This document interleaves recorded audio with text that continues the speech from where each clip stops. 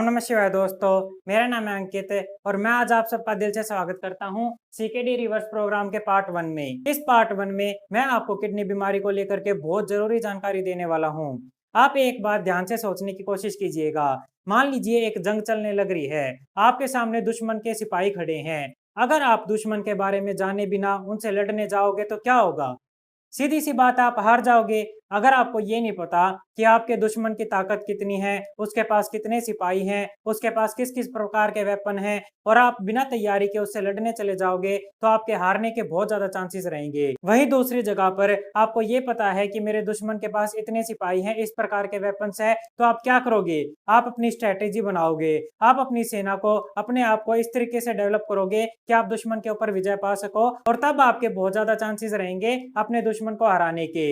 यही काम मैं आपके साथ, आपके दुश्मन, आपकी बीमारी क्रोनिक किडनी डिजीज के साथ करने वाला हूं। मैं आपको आपकी बीमारी, आपकी किडनी फेलियर के बारे में डिटेल में जानकारी देने वाला हूं। जितना ज्यादा आप अपनी बीमारी को समझ पाओगे, उतना आसानी से और उतना अच्छे से आप इसको हरा पाओगे। चलिए आज के रिवर्स प्रोग्राम को शुरू करते हैं। सबसे पहले नंबर पे आपको ये पता होना चाहिए कि किडनी फेलियर के कॉजेज क्या होते हैं। वैसे तो काफी सारे कॉजेज होते हैं, लेकिन आज की वीडियो में मैं उन मेन कॉजेज की बात करने वाला हूं जिनके कारण से बहुत से लोगों की न केवल किडनी फेल होती है बल्कि उनकी लाइफ बर्बाद हो जाती है। सबसे पहला कारण जिसकी वजह से किसी इंसान की किडनी फेल होती है वो होता है डायबिटीज। आमतौर पे किडनी फेलियर पेशेंट में ये देखा गया है कि किडनी फेलियर पेशेंट के जितने भी टोटल पेशेंट होते हैं उनमें से 50% जो पेशेंट होते हैं वो डायबिटीज की वजह से किडनी फेलियर के पेशेंट बने होते हैं।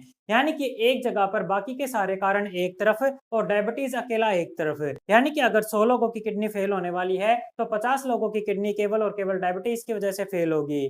तो आप समझ सकते हो, डायबिटीज चाहे टाइप 1 का हो चाहे टाइप 2 का हो, ये सबसे बड़ा मेजर कोज है जिसकी वजह से किडनी फेलियर होती है। अगर किसी भी इंसान को डायबिटीज की शिकायत रहने लग रही है तो उसको कंप्लीटली अपनी डायबिटीज को रिवर्स करने के ऊपर फोकस करना चाहिए ताकि भविष्य में वो किडनी फेलियर होने की शिकायत से बच सके। किसी भी प्रकार की डायबिटीज को, चाहे टाइप 1 हो गई चाहे टाइप 2 हो गई, उसको घर पर रह करके कैसे रिवर्स किया जा सकता है उसके ऊपर डिटेल में मैंने वीडियो बना रखा है। चाहे किसी भी प्रकार की डायबिटीज क्यों ना हो, उस वीडियो को देख करके आप उसको जड़ से रिवर्स कर सकते हो। उस वीडियो का लिंक मैं नीचे डिस्क्रिप्शन में दे दूंगा। उस वीडियो को देख करके अगर किसी भी इंसान को डायबिटीज हो रखी है तो उसको ठीक करने का प्रयास जरूर कीजिएगा।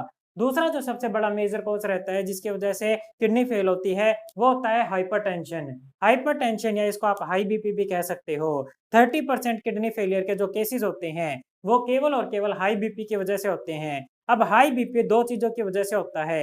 एक तो हार्ट में ब्लॉकेज की वजह से या शरीर में टॉक्सिन बढ़े रहने की वजह से भी पेशेंट का बीपी बढ़ा रह सकता है। दूसरा कारण, अगर किसी की ऑलरेडी किडनी फेल होनी स्टार्ट हो गई है तो उस केस में भी पेशेंट का बीपी बढ़ा रह सकता है। यानी कि हाई बीपी किडनी फेलियर का कारण भी है और किडनी फेलियर के कारण हाई बीपी हो भी सकता है। दोनों की दोनों चीजें पॉसिबल है। अगर किडनी फेलियर की वजह से पेशेंट का बीपी हाई रहने लग रहा है तो जब तक किडनी को ठीक नहीं करेंगे वो बीपी कंट्रोल में नहीं आएगा। लेकिन अगर किडनी फेलियर की वजह से हाई बीपी नहीं है और हाई बीपी लंबे समय तक बढ़ा रहने लग रहा है और उसकी वजह से किडनी फेल होने के चांसेस हैं, तो इस सिचुएशन में हाई बीपी को नेचुरोपैथी की सहायता से बहुत आसानी से और परमानेंटली रिवर्स किया जा सकता है। इसके बाद तीसरा और सबसे बड़ा कारण होता है जिसकी वजह से किडनी फेल होती है वो होता है ग्लोमेरुलोनेफ्राइटिस।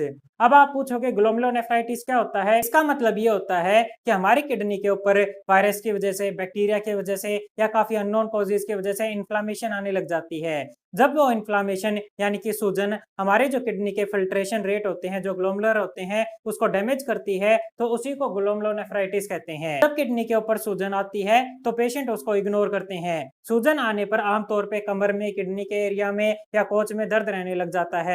पेशेंट इसको बैक पेन मान करके चलते हैं, लेकिन अगर इसको ध्यान से देखा जाए तो ये किडनी के ऊपर सूजन की वजह से होने वाला दर्द भी हो सकता है। ऐसे केसेस में भी सूजन को बहुत आसानी से रिवर्स किया जा सकता है और ग्लोमेरुलोनेफ्राइटिस जैसी कंडीशन से बच करके अपनी किडनी को फेल होने से बचाया जा सकता है।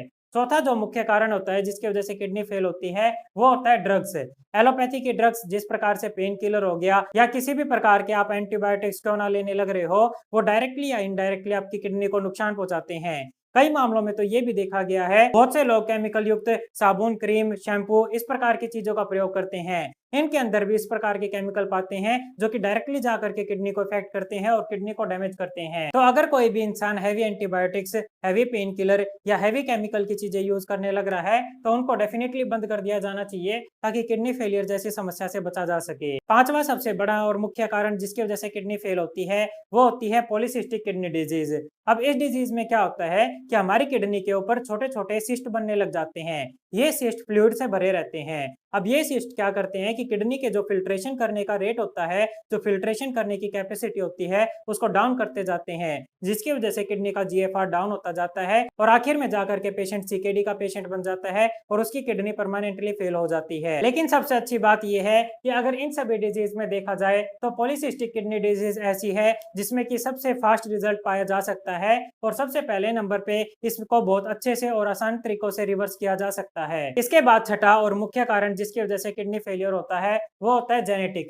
अगर किसी इंसान को जेनेटिक डिजीज और रखी है, जेनेटिकली उसके शरीर में एक किडनी है, तो धीरे धीरे करके उस इंसान का किडनी का फिल्ट्रेशन रेट डाउन होने लग जाता है, उसकी किडनी फेल होने लग जाती है। जेनेटिकली कई इस प्रकार की डिजीज भी होती हैं जिनकी वजह से पेशेंट के मल्टीपल ऑर्गन्स धीरे धीरे करके डैमेज होने लग जाते हैं। इन केसेस में भी अगर नेचुरोपैथी को अपनाया जाता है, साथ में आयुर्वेदा की सहायता ली जाती है, तो पेशेंट की जान को बचाया जा सकता है और उसके ऑर्गन को लंबे समय तक फेल होने से भी बचाया जा सकता है। इसके बाद सातवां और जो मुख्य कारण होता है जिसकी वजह से पेशेंट की किडनी फेल होती है वो होते हैं कई प्रकार के अननोन कॉजेज। जैसे कि किसी इंसान का एकदम से एक्सीडेंट हो गया, एक्सीडेंट में उसकी किडनी इंजर हो गई तो उसकी वजह से भी उसकी किडनी फेल हो सकती है, या किसी इंसान को बैक्टीरियल इन्फेक्शन हो गया, वायरस इन्फेक्शन हो गया, किडनी में इन्फेक्शन बन गया, गलत खान पान की वजह से एकदम से उसको किडनी में दिक्कत आने लग गई, तो इस प्रकार के कॉजेज की वजह से भी किडनी फेल हो सकती है। अगर आपको ये वीडियो अच्छा लगने लग रहा है तो इस प्रकार के हेल्थ वीडियोस को प्राप्त करने के लिए मेरे चैनल को सब्सक्राइब कर दीजिएगा और बेल आइकन का बटन दबा लीजिएगा ताकि आपको सारे वीडियोस प्राप्त होते रहें। अगले पार्ट में मैं आपको बताऊंगा